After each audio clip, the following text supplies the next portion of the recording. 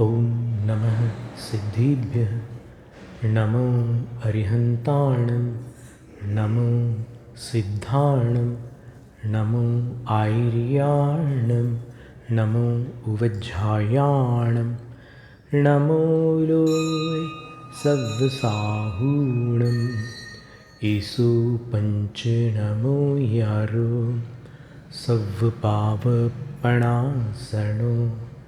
मङ्गलाणं च सव्वेसिं पठमम् अवै मङ्गलं चत्तारि मङ्गलम् अरहन्तमङ्गलं सिद्धमङ्गलं साहुमङ्गलं केवलिपण्णत्तो धम्मो मङ्गलं चत्तारि लोगुत्तमा अरहन्तलोगुत्तमा सिद्धलोगुत्तमा साहुलोगुत्तमा केवलिपण्णत्तो धम्मो लोगुत्तमा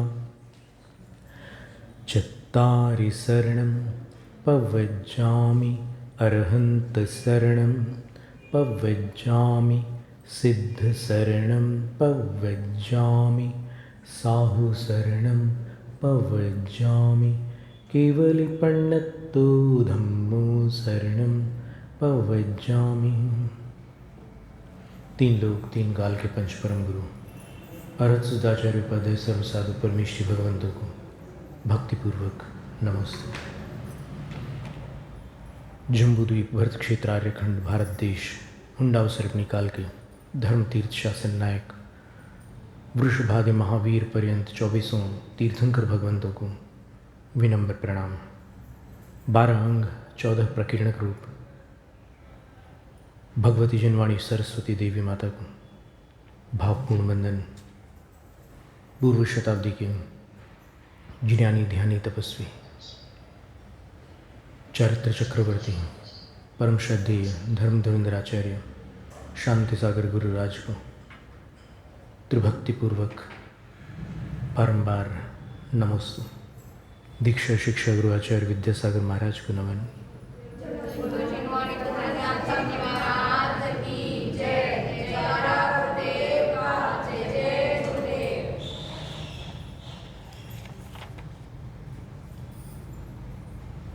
स्वात्मस्थितः सर्वगतः समस्तो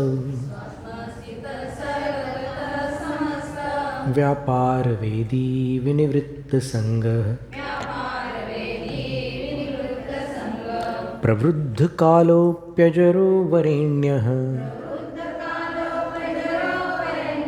पायादपायात् पुरुषः पुराणः परैरचिन्त्यं युगभारमेकः स्तोतुं वहन् योगिभिरप्यशक्यः स्तुत्योद्यमेऽसौ वृषभो न भानुः किमप्रवेशे विशति प्रदीपः तत्याज शक्रः शकनाभिमानं नाहं त्यजामि स्तवनानुबन्धम्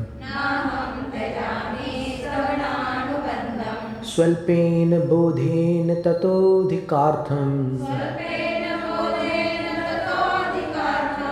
वातायनेनैव निरूपयामि तं विश्वदृष्ट्वा सकलैरदृश्यो विद्वानशेषं निखिलैरवेद्यः वक्तुं कियान् कीदृश इत्यशक्यः स्तुतिस्ततो शक्तिकथा तवास्तु व्यापीडितं बालमिवात्मदोषैः रुल्लागतान् लोकमवापिपस्त्वं हिताहितान्वेषणमान्द्यभाजः सर्वस्य जन्तोरसि बालवैद्यः दाता न हर्ता दिवसं विवस्वा नद्यश्व इत्यच्युतदर्शिताशः सव्याजमेवं गमयत्यशक्तः क्षणेन दत्सेऽभिमतन्नताय उपैति भक्त्या सुमुखः सुखानि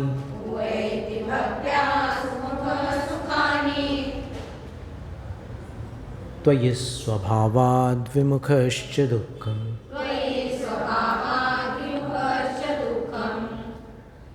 सदावदातद्युतिरेकरूपस् तयोस्त्वमादर्शैवावभासि अगाधताब्धेः स यतः पयोधिर् मेरोश्च तुङ्गा प्रकृतिः स यत्र द्यावा पृथिव्योः पृथुता तथैव व्यापत्वदीया भुवनान्तराणि तवानवस्था परमार्थतत्त्वं त्वया न गीतः पुनरागमश्च दृष्टं विहाय त्वमदृष्टमैषीर् विरुद्धवृत्तोऽपि समञ्जसस्त्वं स्मरः सुदग्धो भवतैव तस्मिन् नुद्धूलितात्मा यदि नाम शम्भुः अशीतवृन्दोपहतोऽपि विष्णुः किं गृह्यते येन भवान् जागः स नीरजाः स्यादपरो घवान् वा तद्दोषकीर्त्यैव न ते गुणित्वम् स्वतोऽम्बुराशिर्महिमानदेव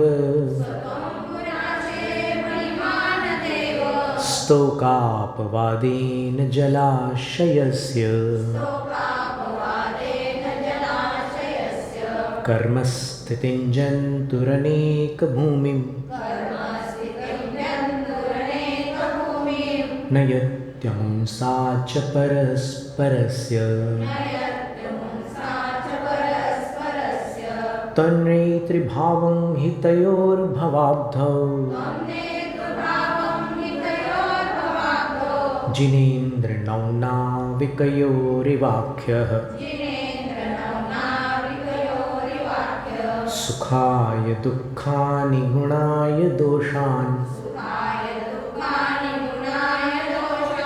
धर्माय पापानि समाचरन्ति तैलाय बालाः सिकता समूहम् निपीडयन्ति स्फुटमत्वदीयाः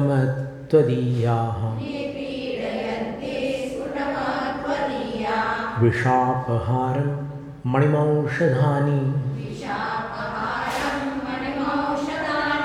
मन्त्रं समुद्दिश्य रसायनं च भ्राम्यन्त्यहो न त्वमिति स्मरन्ति पर्यायनामानि तवैव तानि चित्तेन किञ्चित् कृतवानसि त्वं देवः कृतश्चेतसि येन सर्वम् हस्ते कृतं तेन जगद्विचित्रम् सुखेन जीवत्यपि चित्तबाह्यः त्रिकालतत्त्वं त्वमवैस्त्रिलोकी स्वामीति संख्या नियतेरमीषाम् बोधाधिपत्यं प्रति न भविष्यन्स् तैन्येऽपि चेद्व्याप्स्यदमुनपीदम्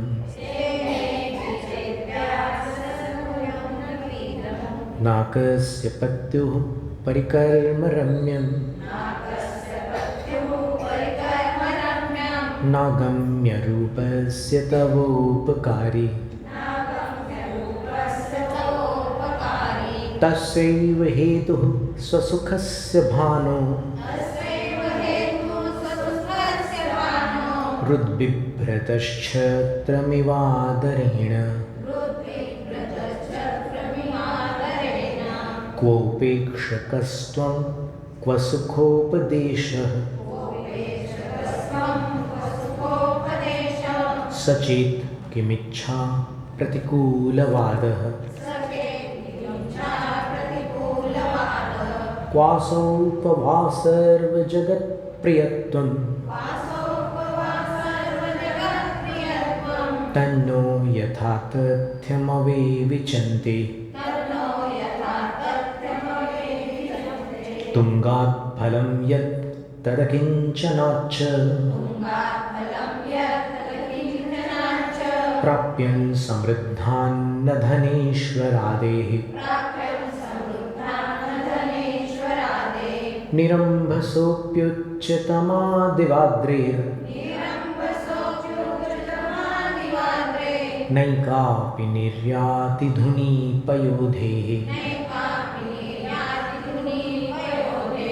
त्रैलोक्यसेवा नियमाय दण्डम् दध्रे यदिन्द्रो विनयेन तस्य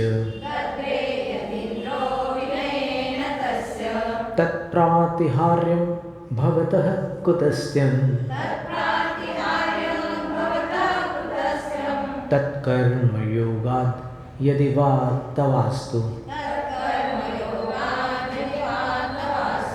श्रिया परं पश्यति साधुनि स्वः श्रीमान् न कश्चित् कृपणं त्वदन्यः यथा प्रकाशस्थितमन्धकारस् स्थायी क्षतेसौ न तथा तमःस्थम् स्ववृद्धिनिश्वासनिमेषभाजी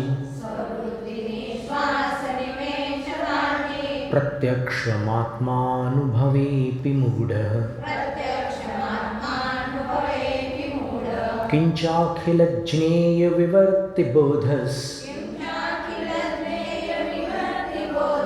स्वरूपमध्यक्षमवैति लोकः तस्यात्मजस्तस्य पितेति देव त्वान्येव गायन्ति कुलं प्रकाश्य तेऽद्यापि नन्वाश्मनमित्यवश्यम् पाणौ कृतं हेम पुनस्त्यजन्ति दत्तस्त्रिलोक्यां पटहोऽभिभूताः सुरासुरास्तस्य महान् स लाभः मोहस्य मोहस्त्वयिको विरोद्धुम् मूलस्य नाशो बलवद्विरोधः मार्गस्त्वयैको ददृशे विमुक्तेश चतुर्गतीनां गहनं परेण सर्वं मया दृष्टमिति स्मयेन त्वं मा कदाचित् भुजमालुलोकः स्वर्भानुरर्कस्य हविर्भुजम्भः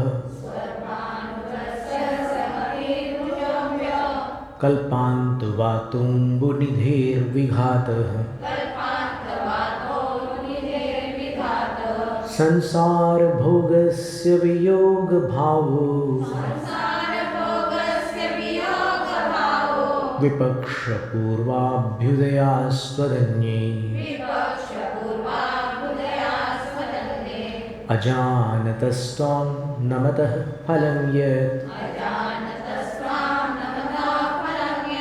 तज्जानतोऽन्यं न तु देवतेति हरिन्मणिं काच धिया दधानः दधानस ये संधि हो जाएगी नीचे। इस प्रति में संधियाँ छोड़ दिए। हरिन्मणिं काच धिया दधानस तन्तस्य बुद्ध्या वहतो न रिक्तः प्रशस्तवाचश्चतुराः कषायैर् दग्धस्य देव व्यवहारमाहुः गतस्य दीपस्य हि नन्दितत्वं दृष्टं कपालस्य च मङ्गलत्वम्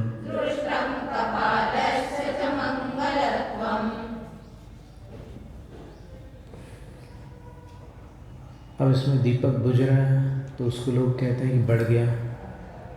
घड़ा फूट गया तो लोग बोलते हैं कि घड़े का मंगल हो गया। तो जैसे कल बाबू भाई जी ने कहा था कि जिनके आँखें काम नहीं करती उनको दिव्यांग कहते हैं। तो ये लोक में देखा जाता है कि ऐसा चलता है। और यदि सत्य के धरातल पर जाकर देखें तो फिर वहाँ पर कुछ कमियाँ दृष्टिगोचर होती है। अब 29वां काव्य है। नानार्थमेकार्थमदस्त्वदुक्तं हितं वचस्ते निशमय्य वक्तुः निर्दोषतांकेन विभावयन्ति ज्वरेण मुक्तः सुगमः स्वरेण।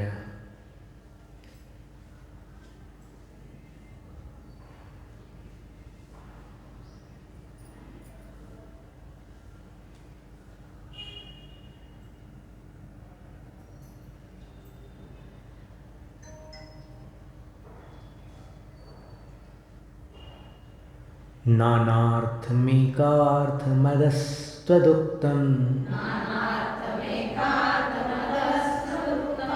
हितं वचस्ते निशमय्य वक्तुः निर्दोषतांकेन विभावयन्ति ज्वरेण मुक्तः सुगमः स्वरेण। नानार्थमेकार्थमदस्त्वदुक्तं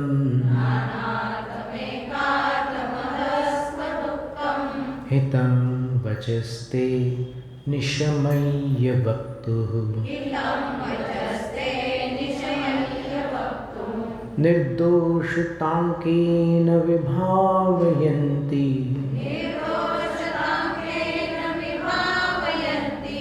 ज्वरेण मुक्तः सुगमः स्वरेण।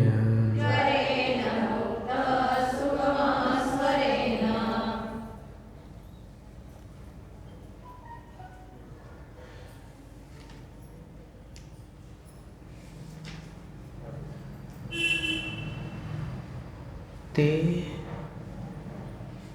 त्वदुक्तं हितं वचः, अदः हितं वचः, आपके द्वारा कथित यह हितं वचः, हितकारी वचन, जिसको शास्त्र कहते हैं, आगम कहते हैं, तो आपके द्वारा कथित यह हितकारी वचन नानार्थम एकार्थम, नाना पदार्थों का कथन करते हैं और एक अर्थम,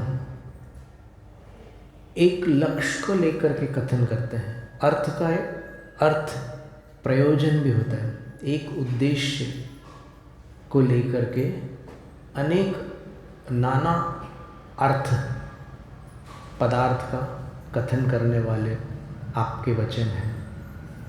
तो निशम्य, आपके ऐसे वचन को निशम्य रूप भी बनता है, निशम्य भी बनता है, सुन करके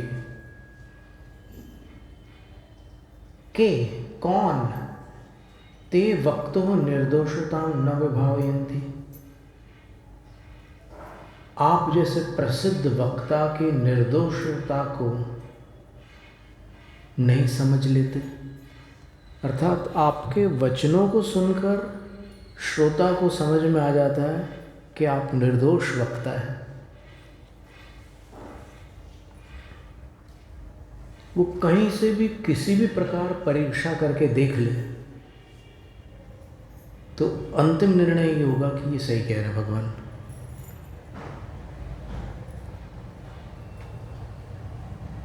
और ये वचनों से,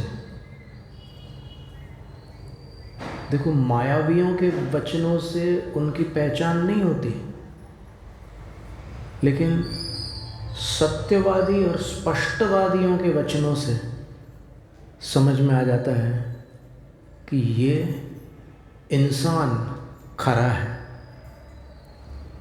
बोलने वाला सच्चा है। एक कहावत है, सच्चा नहीं डरता ज़माने से। तो ये बात उनको समझ में आ जाती है, सुनने वालों को। ऐसे कौन है जिनको आपकी निर्दोषता, आपकी वाणी सुनकर समझ में नहीं आएगी? अर्थात ऐसा कोई नहीं है, सभी समझ लेंगे आपकी बात सुनकर कि आप निर्दोष हैं। और फिर उन्होंने एक दृष्टांत दिया, ज्वरेण मुक्त स्वरेण सुगम। बुखार उतर जाने के बाद जब पूछते हैं कि कैसा स्वास्थ्य है तुम्हारा, तो वो जिस स्वर से उत्तर देता है तो उससे सुगम, ये सुगम हो जाता है कि हाँ अब इसकी तबीयत सुधर गई। तो जैसे बुखार उतरने के बाद उस मनुष्य के स्वर से पहचान में आ जाता है कि अब ये स्वस्थ है, उसी प्रकार परमात्मा, उनका जो घाती कर्मों का बुखार था वो उतर चुका, तो अब उनकी वाणी से ये समझ में आ जाता है कि ये निर्दोष है, इनके अंदर राग द्वेष मोह, दोष का अर्थ ये 3 दोष होते हैं, राग द्वेष मोह नहीं है। तो भगवान की निर्दोषता का केन विभावयन्ति, कौन नहीं अनुभव करते या कौन नहीं पहचान कर पाते? सबको पहचान में आ जाता है, उनकी आवाज़, उनके वचनों से पहचान में आ जाता है कि ये वक्ता शुद्ध है। एक बार ऐसा ही हुआ कि कोई बहुत बड़े विद्वान थे जो कई बार जैनों से शास्त्रार्थ करते रहते थे। वो शास्त्रार्थ बहुत लंबा चलता, घंटों तक चलता था। 84 मथुरा में वो एक जैन संघ था, एक कमेटी थी, तो उसमें बड़े बड़े विद्वान सदस्य थे। और जब कभी कोई ऐसी परिस्थिति आती थी शास्त्रार्थ की, तो फिर वो विद्वान वहाँ जाते थे और विजय प्राप्त करके वापस आते थे। तो अब जो उस पक्ष के विद्वान थे वो जब मरण शैया पर पड़े थे तो उनके सारे विद्यार्थी, उनके सारे शिष्य घेर कर उनके आसपास बैठे हुए थे। बोलते हैं, गुरु जी आपको मरने से डर लग रहा है क्या? तो गुरु पूछते हैं कि ये क्यों पूछ रहे हो तुम? बोले आपका चेहरा चिंतित दिखाई दे रहा है। बोले मेरे मरने की चिंता नहीं है, मुझे इस बात की चिंता है कि अब जैनों से शास्त्रार्थ कौन करेगा। मैं जब तक था करता था, अब तुम लोगों ने ढंग से पढ़ाई की नहीं, अब कौन करेगा। तो उन शिष्यों में एक थे कर्मानंद, नित्यानंद, ऐसे दो नाम उनके आते हैं। उन्होंने गुरु के हाथ को ऐसे अपने हाथ में लिया और ऐसे सिर के पास ला करके शपथ ली कि गुरुदेव मैं शपथ लेता हूँ, मैं शास्त्रार्थ करूँगा। बोले तू क्या शास्त्रार्थ करेगा? बोले शास्त्रार्थ के लिए दोनों पक्ष का अध्ययन आवश्यक है। कैसे शास्त्रार्थ करें? बोले मैं करूँगा, मैं अवश्य करूँगा, आपको वचन देता हूँ। तो गुरु निश्चिंत होकर के चल बसे और इन्होंने फिर जैन शास्त्र पढ़ना प्रारंभ किया। उनको अपना स्वमत का तो ज्ञान था, लेकिन जिन मत के बारे में उनको पढ़ना पड़ा। कई शास्त्र पढ़े उन्होंने और उसके बाद फिर शास्त्रार्थ हुआ। हमने शास्त्रार्थ के लिए भेरी ताड़ित करते हैं, नगाड़ा बजाते हैं, ललकारते हैं। शास्त्रार्थ हुआ तो पूरे जैन लोग, विद्वान लोग उपस्थित हुए और उन्होंने ऐसे ऐसे प्रश्न किए कि जो बहुत जटिल थे। आयु के बारे में, ये 84 लाख पूर्व की आयु थी आदिनाथ भगवान की। क्या सबूत है? तो क्या सबूत है भाई? 84 लाख पूर्व की आयु थी, अब वो विद्वान लोग क्या सबूत देते? फिर बोले कि 500 धनुष ऊंचे थे, इसका क्या सबूत है?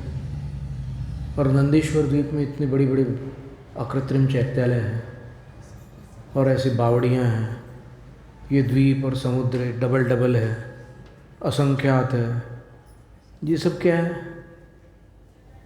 प्रमाण दो। बोले तो फिर अब 6 दिन तो निकल गए ऐसे ही बातों बातों में। फिर उनने आखिरी 6ठे दिन कहा कि कल अंतिम निर्णय होगा।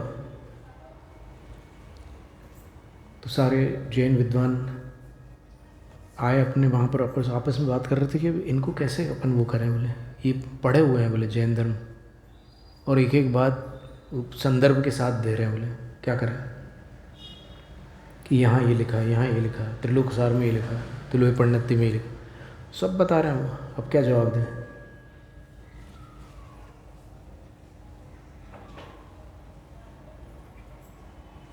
लेकिन अंतिम दिन कुछ अप्रत्याशित घटना हो गई।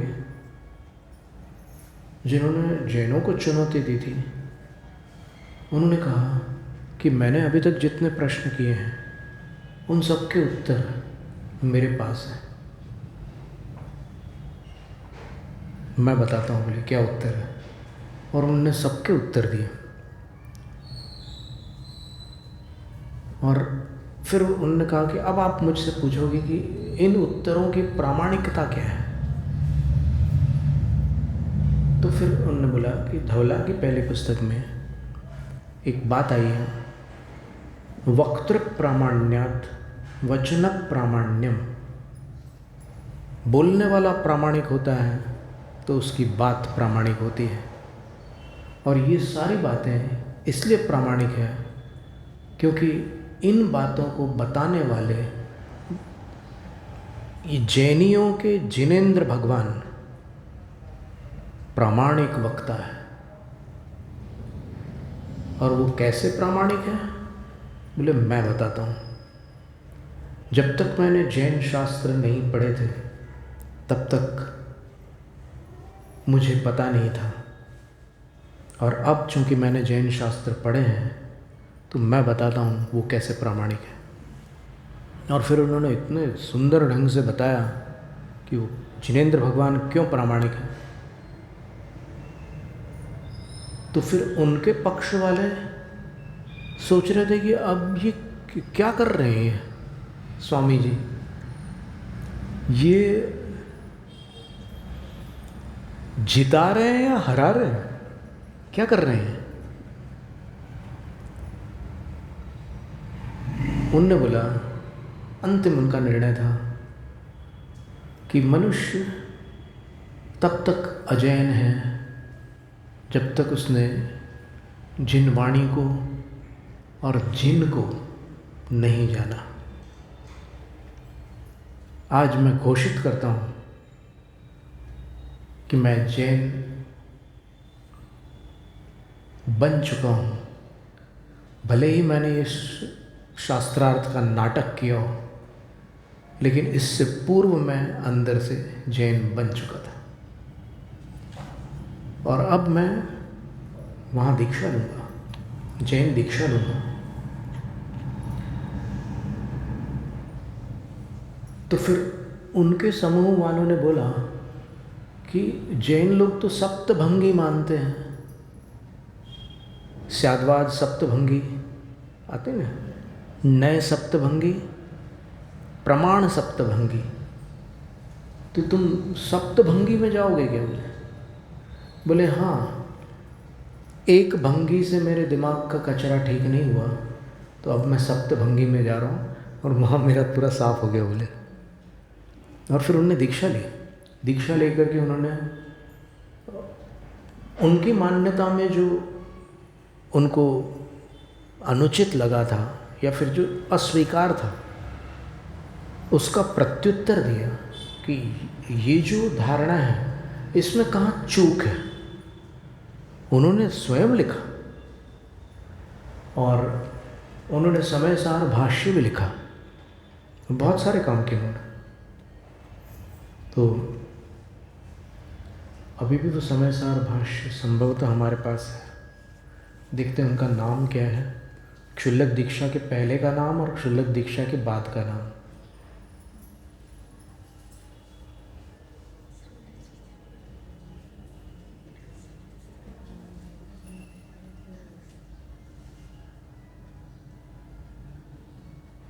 तो ये 7वीं शताब्दी में लिखा हुआ विशापहार स्तोत्र, इसमें आदिनाथ भगवान से ये कहा है कि आपकी बात सुनकर आप निर्दोष हैं, ये सबको समझ में आ जाता है। तो वो अभी पिछली शताब्दी में भी ये घटना हुई थी।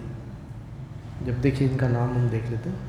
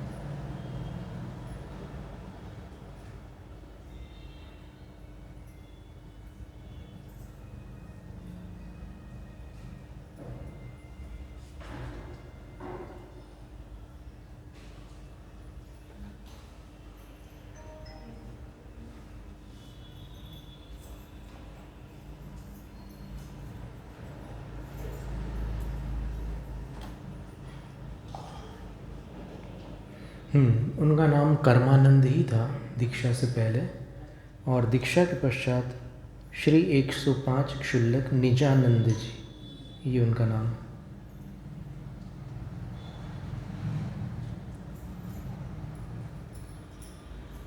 और मंगलाचरण में उन्होंने ये लिखा है,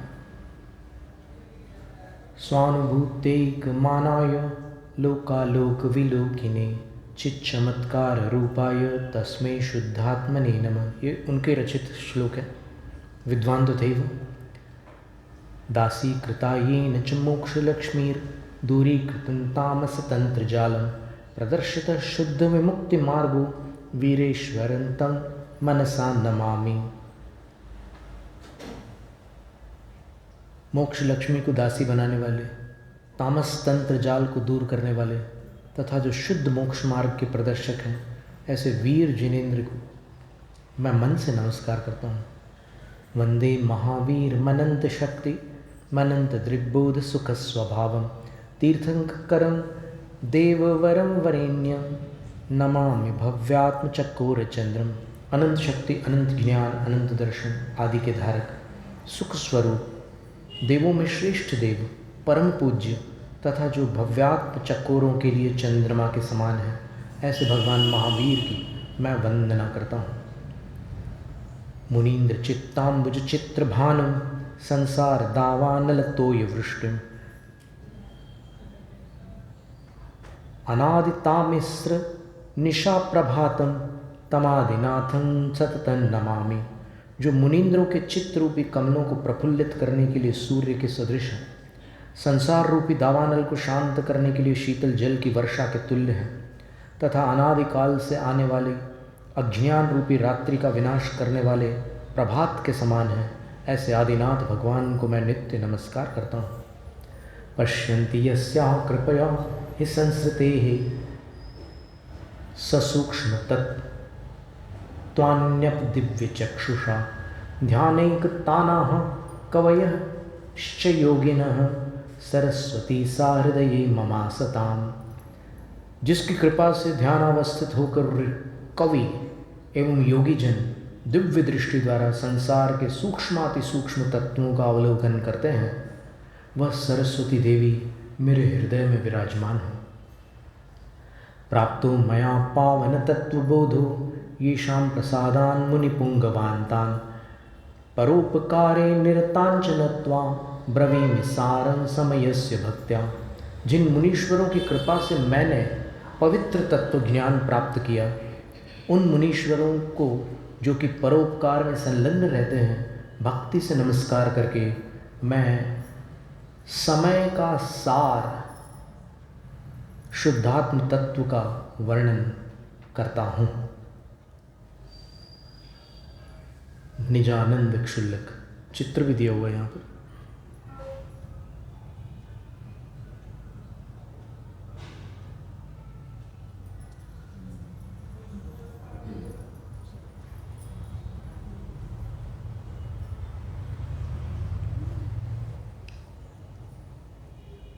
तो देखिए, वो गुरु को शपथ दी थी उन्होंने कि मैं शास्त्रार्थ करूँगा, और किया उन्होंने।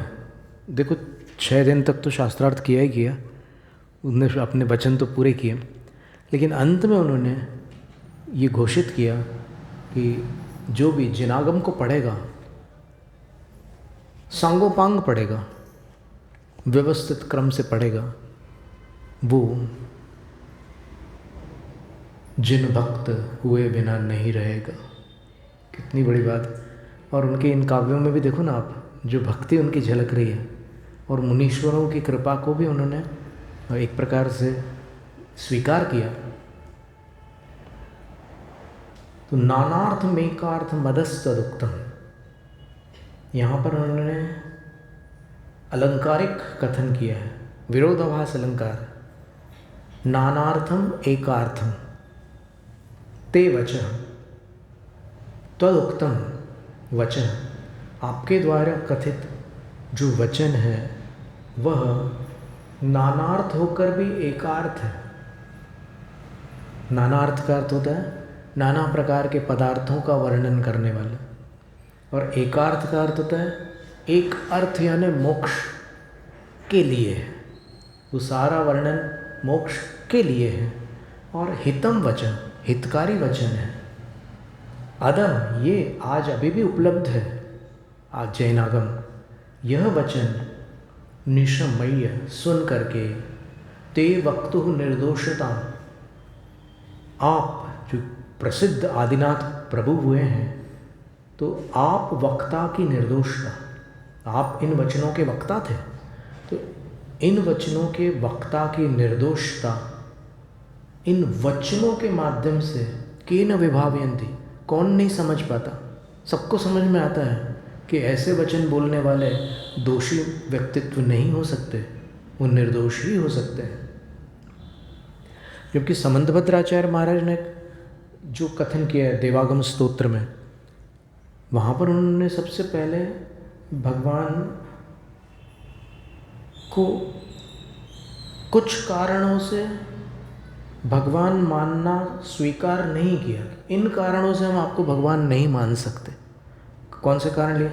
देवागम नभोयान चामरादि विभूतय माया विश्वपि दृश्यन्ते नातस्त्वमसि नो महान। देवों का आगमन हो रहा है आपके पास, आप आकाश में चल लेते हैं, और आपके पास छत्र चमर भामंडल आदि विभूतियाँ हैं, तो ये सारी बातें माया विश्व की दृश्यन्ते, विद्या बल से समवसरण आदि की रचना करने वाले जो मायावी लोग हैं, जैसे क्षुल्लक चंद्रप्रभ महाराज ने रेवती रानी की परीक्षा के लिए समवसरण की रचना की थी ना, तो ये विभूतियाँ उनके पास भी देखी जाती है। नातस्तुमसि तो महान, तो इन विभूतियों के कारण आप हमारे लिए महान नहीं हैं। तो उन्होंने एक प्रकार से भगवान की महानता में जितने भी अपन लोग सामान्य रूप से देखते हैं कि अरे भगवान के पास ये है, कितने महान है, भगवान के पास ये है, बड़े महान है, तो एक जो महानता के सामान्य मापदंड होते हैं उनका उल्लंघन करके समंतभद्राचार्य कहते हैं दोषावर्ण योर हानि ही, आप हमारे लिए महान इसलिए हैं क्योंकि आप 18 दोषों से रहित हैं। आप विभूतियों से युक्त हैं इसलिए महान नहीं है, आप निर्दोष हैं इसलिए महान है।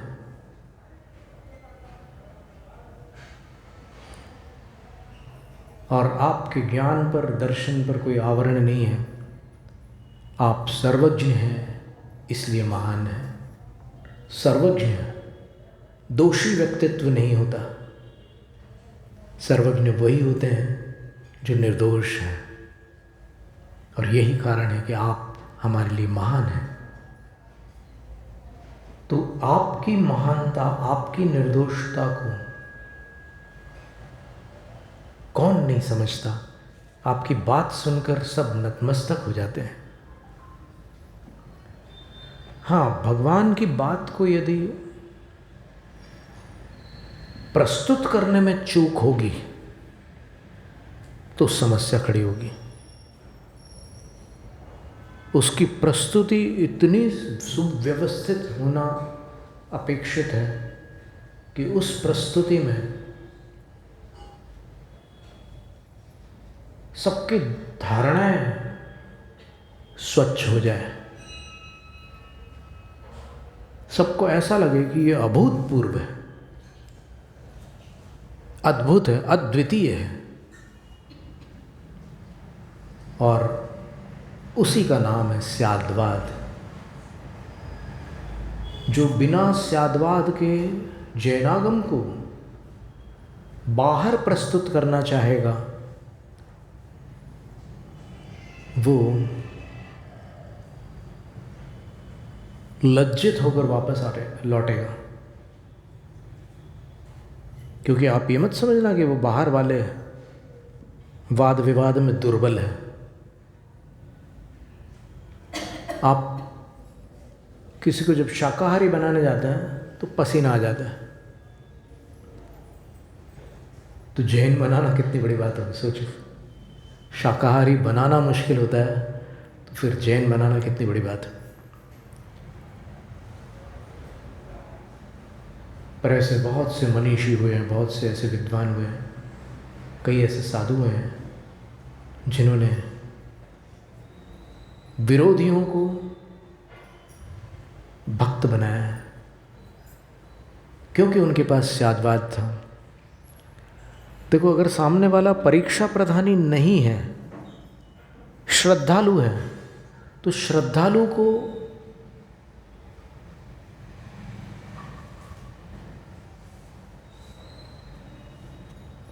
नतमस्तक करना सरल है। लेकिन अगर वो परीक्षा प्रधानी है, वो एक एक बात में बाल की खाल निकालता है, तो फिर उसको बिना स्यादवाद के कोई नहीं जीत सकता। और अभी जितने भी वक्ता, जितने भी प्रवक्ता, जितने भी विद्वान आज अपने समूह के बीच सर्वश्रेष्ठ गिने जाते हैं,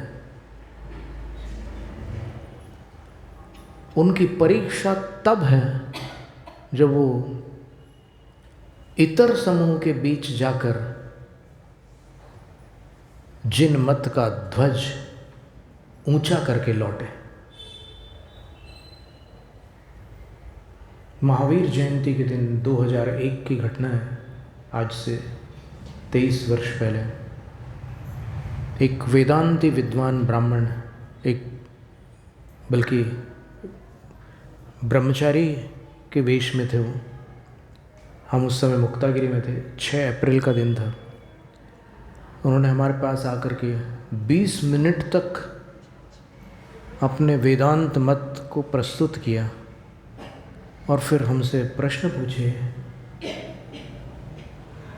तो हमने उनकी सारी बातों को बहुत सावधानी से, ध्यान से सुना, क्योंकि जो व्यक्ति जिस भाव से बोल रहा है उस भाव को पकड़ना बहुत आवश्यक है। उसके शब्दों को काटने से वो प्रभावित नहीं होगा, बल्कि अप्रभावित होगा कि इनने तो मेरी बात काट दी। किसी को चुप करके हराना अधूरी जीत है, किसी के हृदय को जीतना पूरी जीत है। तो खैर वहाँ हमारे अंदर तो ये भाव ही नहीं था जीतने हारने वाला। तो हमने उनसे यही कहा कि ये ज्ञान की बातें अपने स्थान पर है, पर आप ये विचार कीजिए, अपन सब आत्मवादी लोग हैं।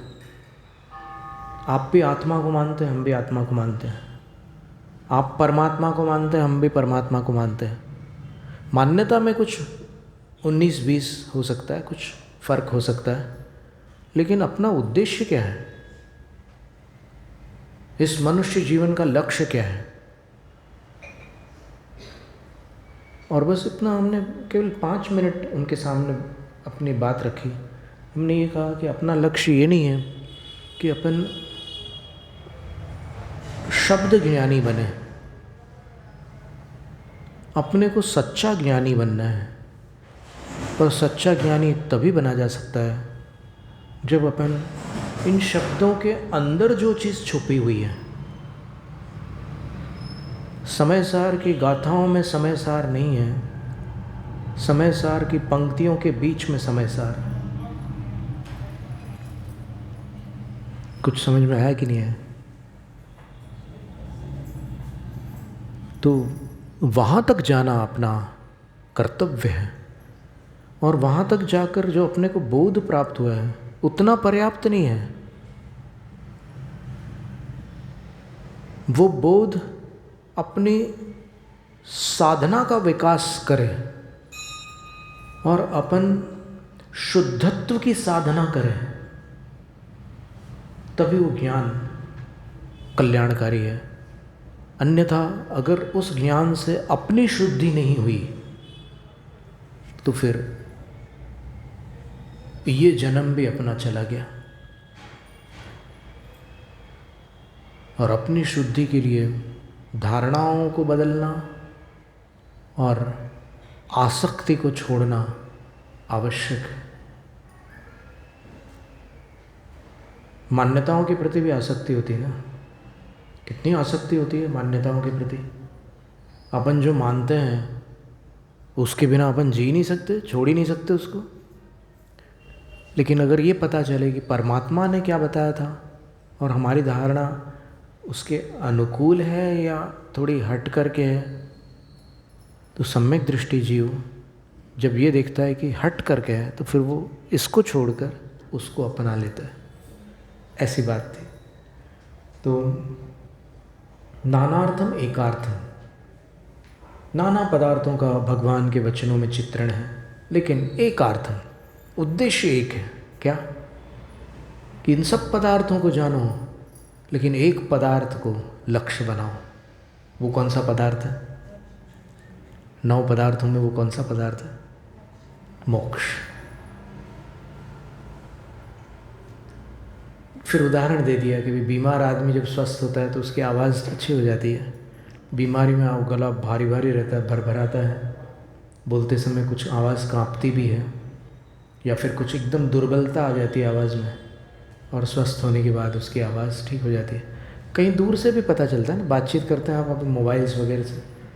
फिर कुछ दिन पहले जब बात हुई थी तो फिर वो सामने वाला बोल रहा था कि यार तुम बीमार लग रहे हो, और फिर आज सुनता है तो फिर बोलता है कि अब तो तुम ठीक लग गए, अब तो अच्छे हो गए। हाँ बोले मैं अब अच्छा हो गया, ठीक हो गया। तो ये आवाज़ से पता चल जाता है कि ज्वर चला गया है।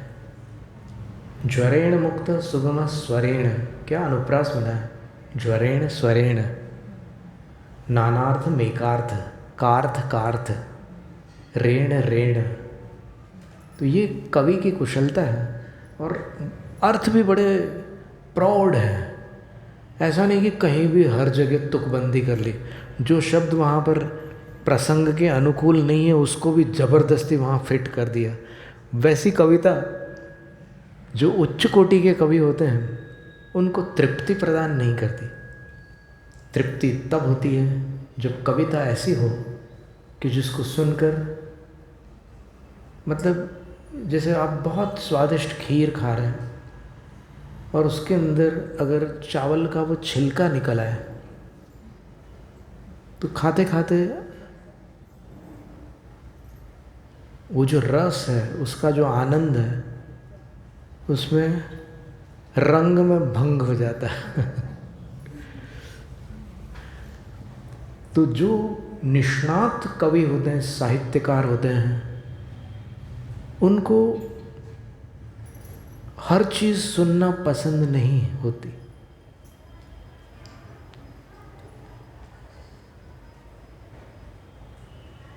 कवि बनना सरल है, लेकिन सुकवि बनना कठिन है।